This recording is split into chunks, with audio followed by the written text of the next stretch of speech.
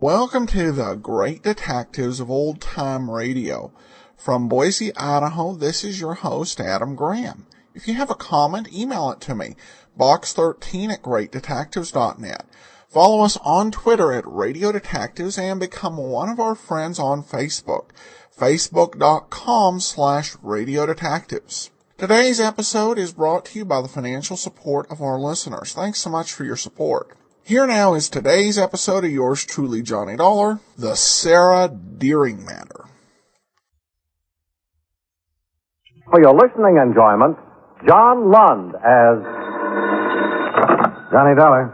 Ed Gross, Johnny. Busy? No, I just finished the case.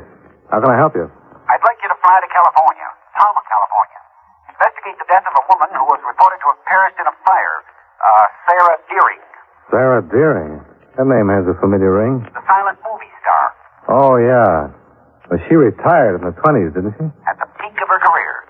Our company carries a $100,000 policy on her life, and there's a rumor in Pama that Sarah Deering's death was not due to the fire. Oh, yeah? We got the tip from a news item in the local paper, the Pama News. Who benefits by her death? Her estate.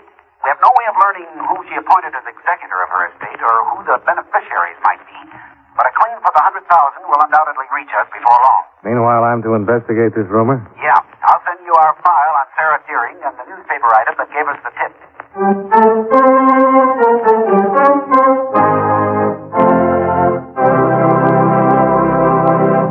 You know, many great men have attained the highest office in our land, the presidency of the United States. Can you guess the name of this man? During his 50 years of public service, he held almost every office the public could give him. He was born in Virginia in 1758, and at the age of 18, when he left college to enter the Army, his cabinet boasted the names of such distinguished Americans as John Quincy Adams and John C. Calhoun. When he was reelected in 1820, he carried every state in the Union and won every electoral vote except one, which was cast for John Quincy Adams. If you don't have his name by now, here are two more clues. During his presidency, the first public high school was started, and the first steamship crossed the Atlantic. Who was he? James Monroe, 5th President of the United States. His life is part of your American heritage.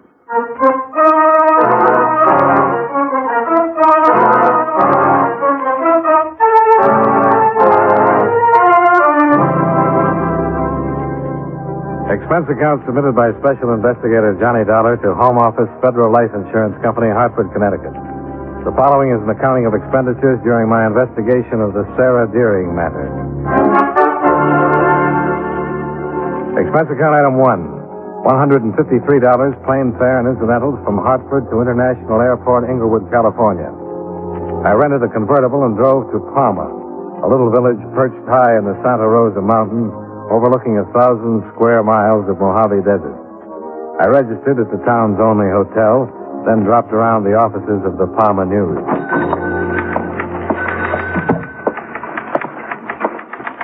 Oh, hello. Can I help you? I'm looking for the editor, Lacey. M. Lacey. I'm Lacey, Maggie Lacey. The editor? The editor. You're kidding. I wish you salesmen would think of a new approach. I'm just a little weary excusing the fact that I'm not a grizzled old character who drinks ink in his coffee. Miss Lacey. And I've got all the printing supplies I need. I'm sorry. Perhaps next time you pass through. I'm here to talk about a news item, Miss Lacey. Which item? This one.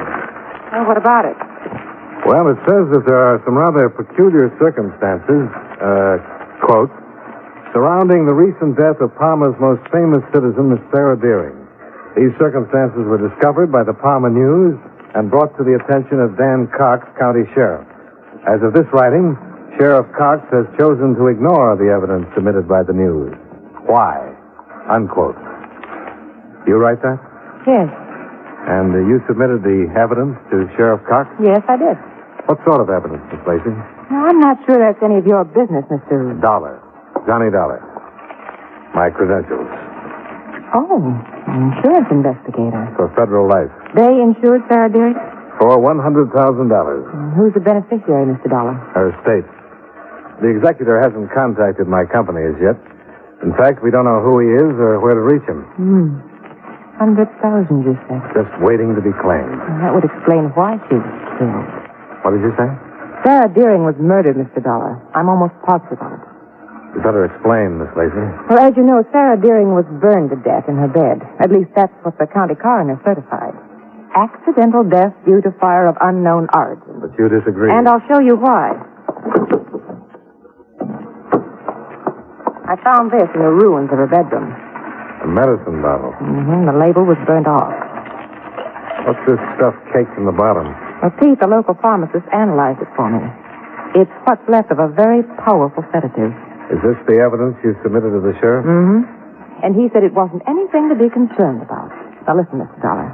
The stuff in this bottle can only be purchased by prescription. And it wasn't purchased here in Pama. So? So I think those two men brought it. I think they drugged Sarah Deering and then rigged up some kind of contraption that would start a fire in her bedroom after they got out of town. Hey, hold on. You left me with two men.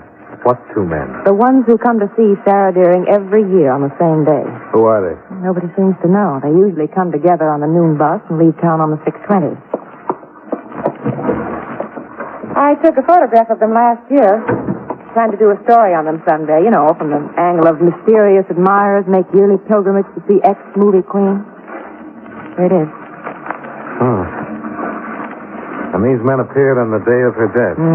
They left on the 6:20 and the fire was discovered at 8. Any idea where they come from? Hollywood. I checked with the bus drivers. You've done a very thorough job, Miss Lacey. Sarah Deering has been my idol ever since I was old enough to dream. I read everything ever written about her. She was a wonderful woman. Yeah, so I've heard. I understand she was a recluse. What woman wouldn't be after the heartbreak she's had? You know, she died broke, Mr. Dollar. Except for the insurance policy. Did she owe anyone? No. No, there was just enough left in her bank account to pay her few debts and Hilda's wages. Who's Hilda? Hilda Brower, her personal maid. Been with her ever since she started in pictures. Well, thanks for your help, Miss Lacey. I'll keep in touch.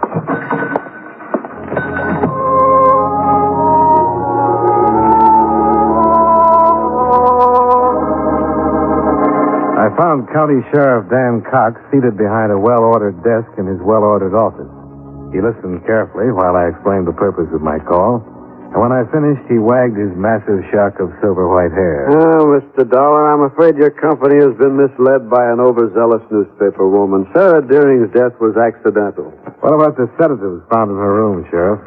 Maggie Lacey claims they were prescription drugs not purchased here in Pama. Then Miss Deering must have purchased them elsewhere. A recluse who hadn't been off her estate for 20 years? Hilda Brower, her maid, went lots of places for Miss Deering. How about the two men who called on her the day of her death? Old friends, Mr. Dollar, came to see Miss Deering every year on her birthday. You know them, Sheriff? Yes.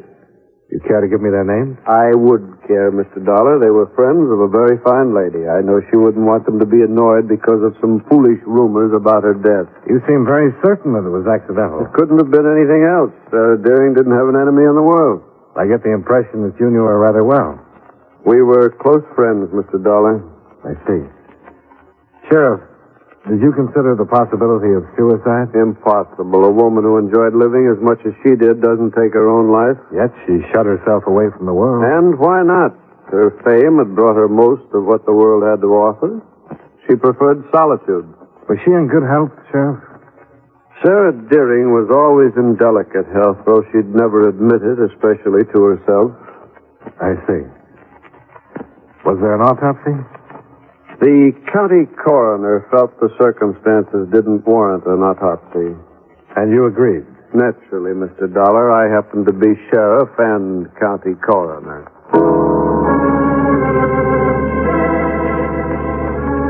I drove to the outskirts of town and located Sarah Deering's rambling Spanish villa, where I found Hilda Brower, an enormous, tearful woman. It was my evening out, same as every Thursday, Mr. Dollar. I go to early movie. I'm home at 8. I smell smoke. It comes from her bedroom. There's fire. I tried to reach her, but the flames... It's all right, Hilda. You did what you could, I'm sure. Excuse me, please. I'm not myself, you understand? Of course. Hilda, who were the two men who visited Miss Deering that day? Two men? The ones who came every year on her birthday. I do not know any men. Now, Hilda, I know you're upset, I but cannot tell you anymore. I don't know anymore. you know their names, Hilda. What are they? I cannot say anymore. Please go away now. Now, look, Hilda, You best leave, Mr. Dollar. Oh. Wow, Sheriff Cox. Hilda can't tell you any more than I've already told you. Case is closed. Why persist in stirring up ugly rumors? I've got a job to do, Sheriff. You've done it. Now, why not leave us in peace? I'll be going when I'm satisfied. That's your privilege, sir. Meanwhile, don't trespass on this property again. Just as you say, Sheriff. Goodbye.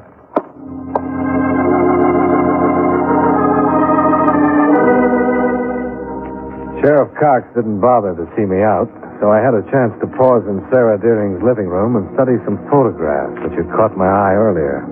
There were 4 of them, all enshrined in gold frames, all of the same handsome young man. The face was weak-mouthed, without character, and vaguely familiar.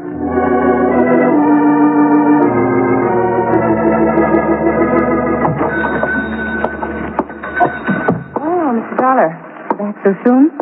Any luck? I don't know yet, Miss Lacey. May I see the photograph of those mysterious visitors you showed me before? Oh, yes, of course. Here you are.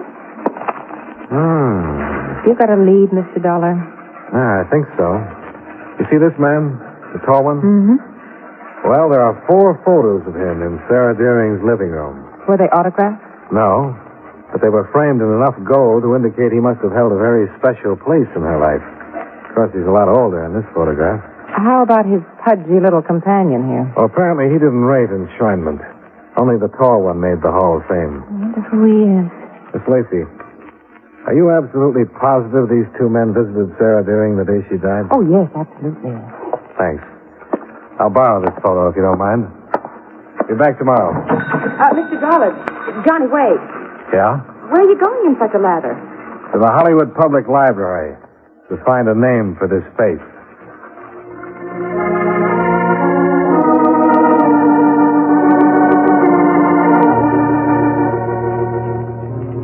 If you think the person in this photograph was an actor, Mr. Dollar, his picture and name will undoubtedly be cataloged in the player's directory or prior to 1937, the standard casting directory. Well, fine. However, unless you know approximately when he was active, you may be in for a very long search. Oh? A new edition of the directory is published 3 times a year. Each contains hundreds of performers. I see. Well, dust off the 1923 editions. I'll work my way forward.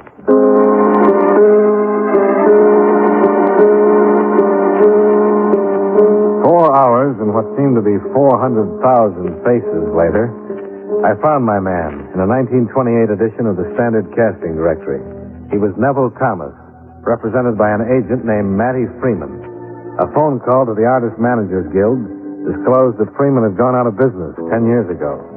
He was now owner of Matty's Steakhouse, an expensive eatery on La Cienega Boulevard, Hollywood's Restaurant Row. At the bar, I was about to relieve my parched throat when who should approach but the pudgy little man in the photo Maggie Lacey had loaned me. Oh, I'm Matty Freeman. Headwater said you want to see me. Yeah, that's right. I didn't catch your name, Mr. Dollar. Johnny Dollar. Insurance investigator. What can I do for you? Well, I was looking for an actor you used to represent, Neville Thomas. But you'll do fine. For now. I don't understand. This photo give you a hint? Never one mean. Taken in Pama last year. What'd you get this? That's not what I'm here to talk about, Mr. Freeman. Okay, so you've got a photograph.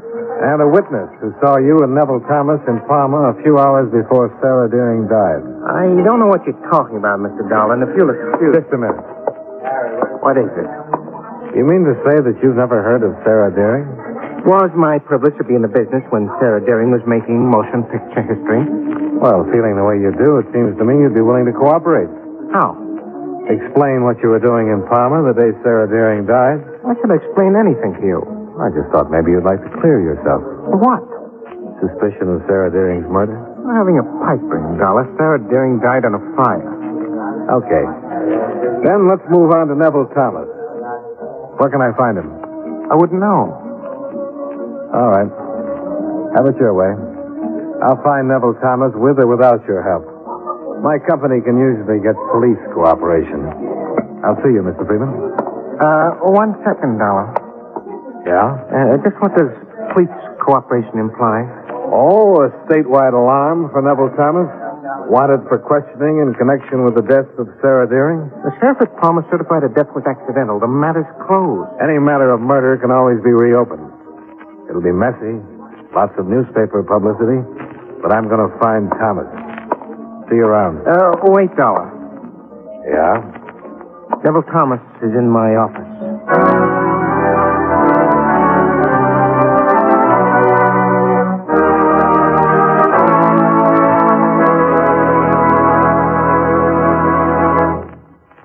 Mind if I break in here for a moment to say a few words?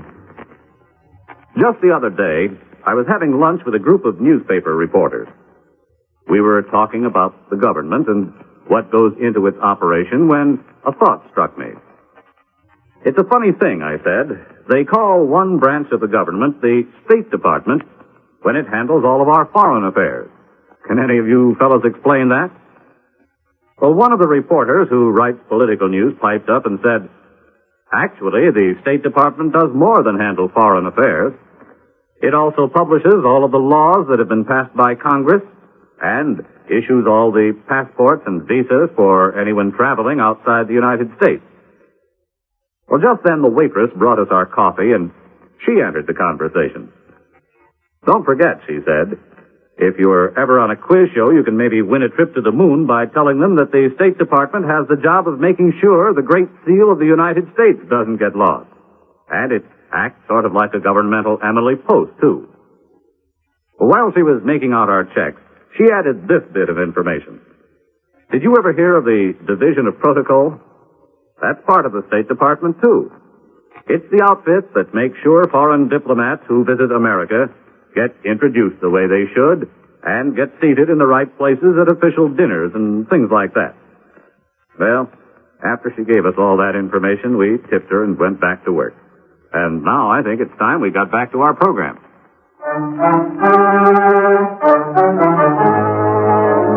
And now with our star, John Lund, we bring you the second act of Yours Truly, Johnny Dollar.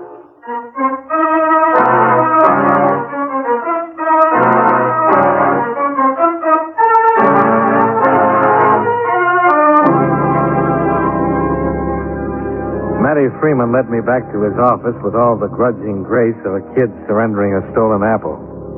The man he introduced as Neville Thomas was still handsome, but branded with a bitter, down-at-the-mouth expression. You asked me if I knew Sarah Deering. Why, I was her leading man in 5 pictures, Mr. Dollar. She was a vixen, temperamental, the most exasperating woman in the world. But she had a great gift, Neville. A gift for stealing scenes, yes. When did you last see her, Mr. Thomas? Yes? All right. Excuse me, I'm wanted outside. I know you'll cooperate with Mr. Dollar, Neville. Don't worry, Matty. My ex-agent stole me blind when I was on the top of the heap. I drop around here once in a while to admire the house my money built. Let's get back to Sarah Deering. If you insist. When did you see her last? Not since our last picture. Oh, that's not true. No? You saw her the day she died. I'm afraid you're mistaken, Mr. Dollar. You were positively identified. By whom? By someone who's seen you in Pama every year on Sarah Deering's birthday.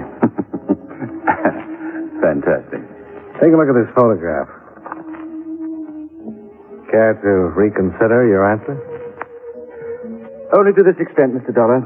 I'll admit I did visit Sarah Deering occasionally, as seldom as possible, and only after she besieged me with letters and phone calls. You see, Sarah was in love with me. Had been for many years. Oh. And you? I'm afraid I didn't share Matty's adoration for her, Mr. Dollar. Pity is the nicest word to express my feeling for Sarah. I see. What do you know about the real cause of her death? I read that she died in a fire. Has there been some further development? You were seen leaving her home less than 2 hours before the fire was discovered. Impossible. I can prove I was here in Hollywood at the apartment of a friend. Who? Mattie Freeman. Well, it didn't take a mental colossus to deduce that Thomas and his ex-agent had rehearsed their alibi before I ever set foot in the steakhouse. The clincher, if I needed one, came as I pulled out of the parking lot. I spotted Matty talking to someone in a parked sedan. The someone obliged by striking a match to his cigar, which revealed that it was Sheriff Dan Cox. Right then, I decided to call it a day. I registered at the plaza, took an aspirin, a hot shower, and a sleeping tablet, in that order.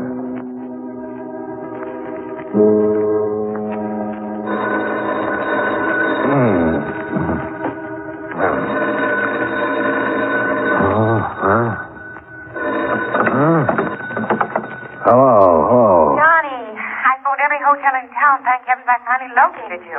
Well, lucky you, whoever you are. Maggie Lacey, Johnny. I've got to see you right away. Sister Maggie, it's 2 o'clock in the morning. I'll drive down first thing tomorrow. I'm not phoning from Pama, Johnny. I'm here in Hollywood. I'll be in the plaza lobby in 5 minutes.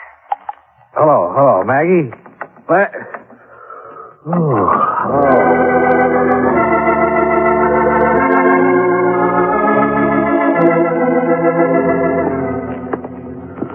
Hey, Maggie. Johnny.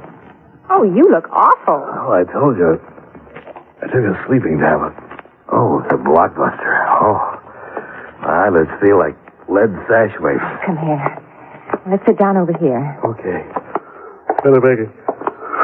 Ooh, legs slappy. Well, when I missed at the library, I decided to do a little research on Sarah Deering. Well, good for you. Well, they have a wonderful Sarah Deering scrapbook with all her news photos and clippings. I borrowed this. Hey, do these agonized eyes deceive me, or the people in this photo... Read the caption, Johnny. Relaxing with Miss Sarah Deering beside her Hollywood swimming pool are the 4 lucky people to whom the motion picture star will someday leave her multi-million-dollar estate. They are, left to right, Miss Hilda Brower, her personal maid, Mr. Matty Freeman, her agent, Neville Thomas, her current leading man, and Dan Cox, her attorney. Think of it, Johnny. Sheriff Cox, the man who insists her death was accidental, is one of her heirs. Well, I'm not the least surprised. Well, I'll see you in the morning, Maggie. Well, Johnny, wait. Aren't you going to do something? Yeah. I'm going to point you toward the YWCA, then send a wire to my company. Well, wait quietly for an answer.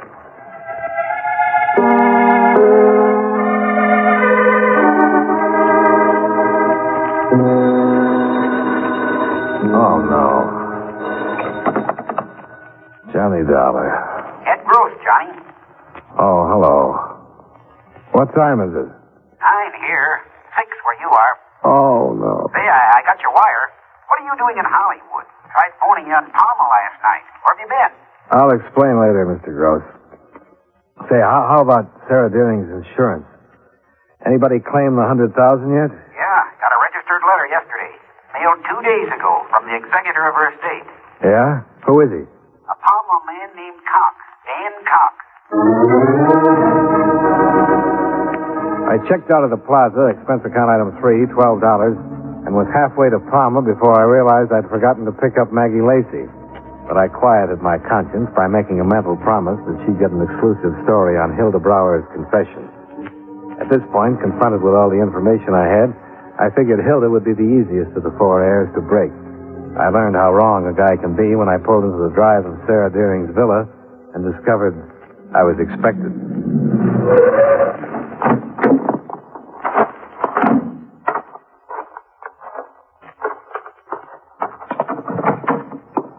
Come in, Mr. Dollar. Well, you do get around, Sheriff. Yes, you too, sir. Fortunately, your moves are fairly predictable. So you're here to see that I don't talk to Hilda again, hmm? Hilda is ill. She can't be disturbed. Let me read you a caption on an old newspaper photo. Relaxing with Miss Sarah Deering beside her Hollywood swimming pool are the 4 lucky people to whom the motion picture star will someday leave her multi-million-dollar estate. They are, left to right, Hilda Brower, Mattie Freeman... Oh, you need to go on, Mr. Dollar. I see what you're driving at. You think the 4 of us murdered Miss Deering for her insurance? Well, it's the most logical theory to date, Sheriff. Especially since you happen to be the executor of the estate. Mr. Dollar, Sarah Deering was not murdered. However, I will admit that she did not die as a result of the fire. Oh? She was dead when the fire was started. Started? Who was the firebug? Hilda. She came home, found Miss Deering dead, an open bottle of sedatives beside the bed. Suicide? That's what Hilda thought. She must have gone out of her head with grief. She told me later that her only thought was to protect Miss Deering's name from the shame of a suicide's death. So she set the fire to destroy the evidence? Yes. And to circumvent the suicide clause in Sarah Deering's policy. What's that?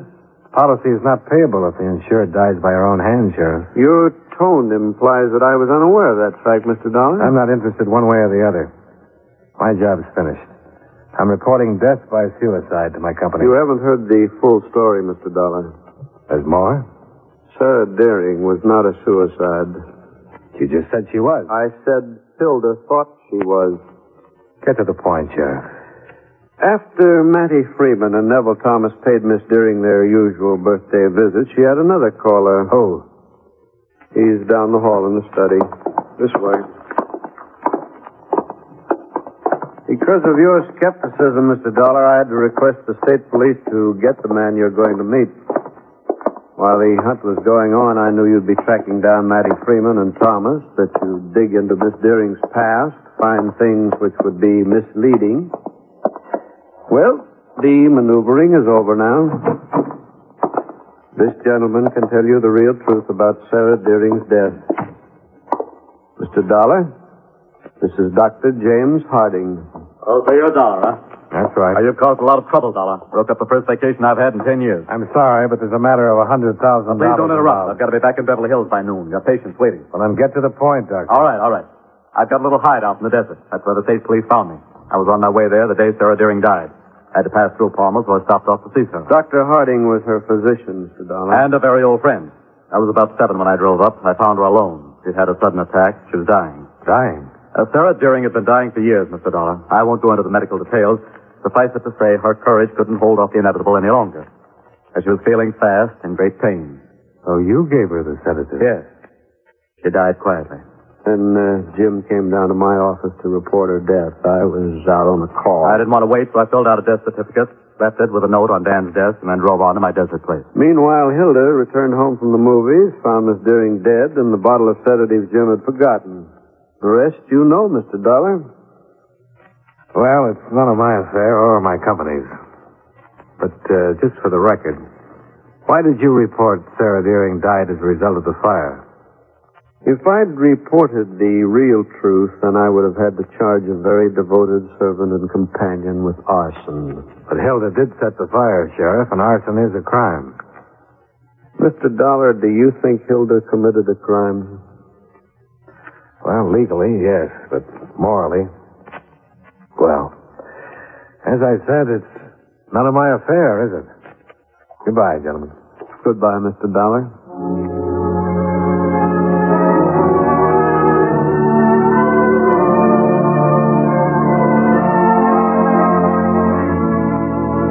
Expense account item number 4. $5 to check out of the Pama hotel room I never had the chance to use. Item 5, $51.75, gas, oil, and rental on the convertible. Item number 6, $150, plane fare and incidentals back to Hartford. Expense account total, $372.25. Yours truly, Johnny Dollar.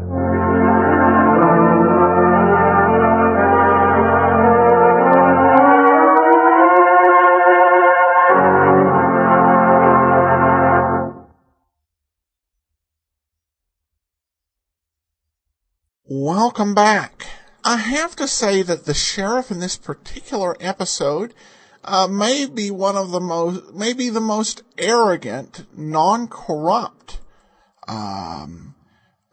law enforcement people that our hero has ever come up against. We get to the end of this case, which has been this long, drawn-out affair requiring this investigation by Johnny, due to the fact that the sheriff has covered things up, and he's still getting arrogant about Johnny. You know, we're following leads that were going nowhere. But now I am able to set you straight because I'm the one who started the whole thing. And it's the whole process is somewhat remarkable. The question of whether to prosecute the servant or not would not typically be the sheriff's decision to make.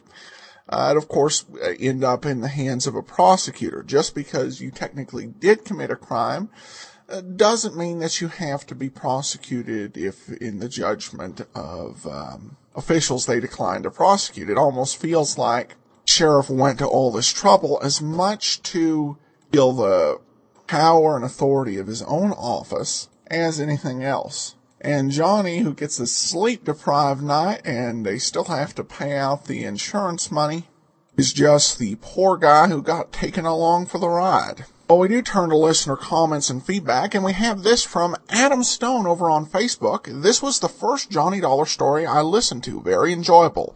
I especially like the framing of the narrative with item list of detective expense report. Thank you. And this was in regard to the punctilious firebug matter, episode 853.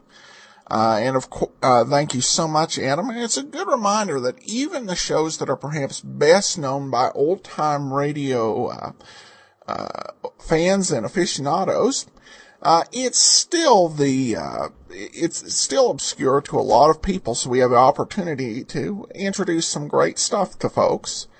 And it'll, of course, be getting even better as we get into the Bob Bailey era in just the next 3 months. All right, well, we'll be back tomorrow with the lineup, and then join us back here next Friday for yours truly, Johnny Dollar. In the meanwhile, send your comments to box13 at greatdetectives.net. Follow us on Twitter at Radio Detectives.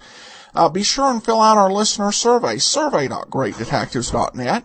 But from Boise, Idaho, this is your host, Adam Graham, signing off.